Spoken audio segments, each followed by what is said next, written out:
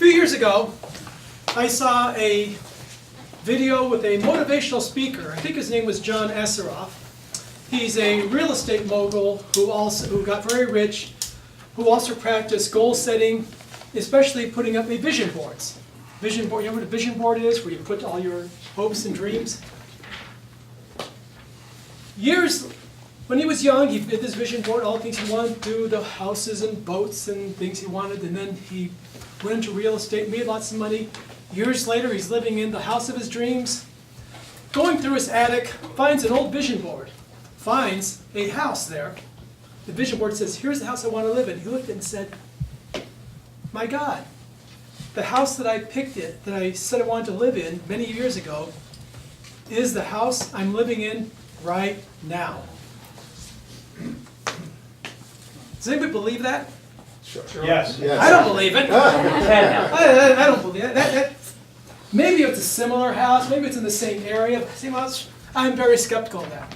I do not believe it happened, even though it happened to me. Not quite the same thing, not with a vision board. Yes, I do have a vision board, yes, I look at it now and then.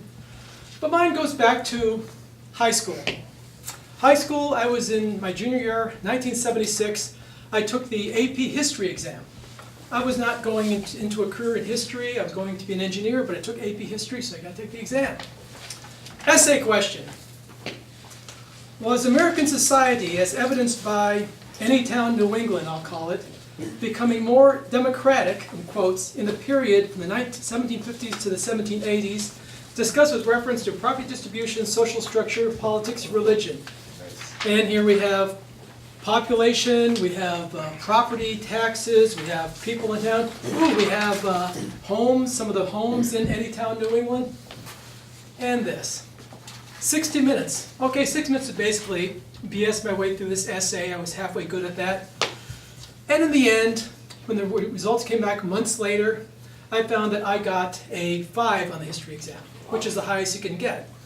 Many people in our school there were dozens who took the class. I don't know anybody else who got a 5.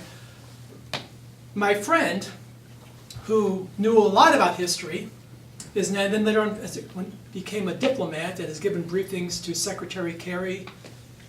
He got a 3, even though he knows far more history than I knew, all more facts than I did. And maybe I just be able to BS my way around more. And I wondered, what does this mean? Does it mean anything? My AP History teacher, been lectured for several decades, saw that was the worst history exam she'd seen, so maybe she thought it had a high BS capability.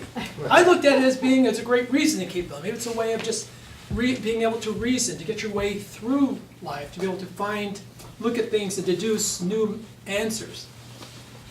So I wanted to become an engineer, and I went into the Navy, moved around, moved to Hawaii, moved to Connecticut years later because of the job. By the way, I lived in Virginia at the time I took this. This exam was taken by, everybody in the country the same day. It wasn't a secret, though. We were able to walk out with a copy of the exam. So I stuck with my papers, went and put it in my boxes, went to school in Boston, went to the Navy in Hawaii for several years, came to Connecticut. People said, why'd you come to Connecticut? I said, because of the job. I said, you have family here? No. You have friends here? Not really. So why'd you come to Connecticut? I said, I like New England. I like it here. It's like that. Met my wife, got married, moved into our house down in Wethersfield, Connecticut. And years later, I'm cleaning through some bags, and I'm going through my stuff. Find, it's the old history exam. What's American society has evidence? Oh, one more thing. I just want to, before I get to this. Back in high school, I asked my friends what they thought about the exam, and they said, when am I ever going to go to Anytown, Connecticut, Anytown, USA anyway? Anytown, New England. When am I going to go there? I said, I don't even think the town exists. I think this is all hypothetical, made-up stuff. I don't think it really exists. They said, well, I'm not going to go there. And I said, that's not the point of the exam. Besides, when they talk like that, they're talking like the people who, remember the people in math classes said, I don't want to learn math. When am I going to use math? I don't want to learn science. When am I going to use science? He said, I don't want to take this exam. When am I going to go to Anytown, New England? Well, finally living there, I pulled this out later, and there I found was American society as evidenced by Wethersfield, Connecticut.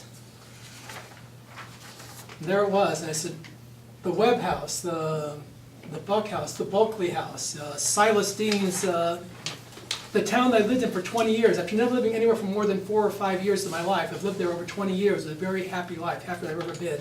And it's in Wethersfield, Connecticut. What are the odds? Yeah. I don't know. So, unlike John Esseroff's story, this one is actually true, okay? And what do the lessons I take from that? I'm not sure what the lessons are. Be open-minded. Look at, no matter what you encounter in life, that it may come to you in new ways. Coincidences do happen. Whatever lessons you take from it, I just was very blown away by that discovery that when I was 16 years old, that I stumbled upon the town that would make my home decades later. So coincidences do happen.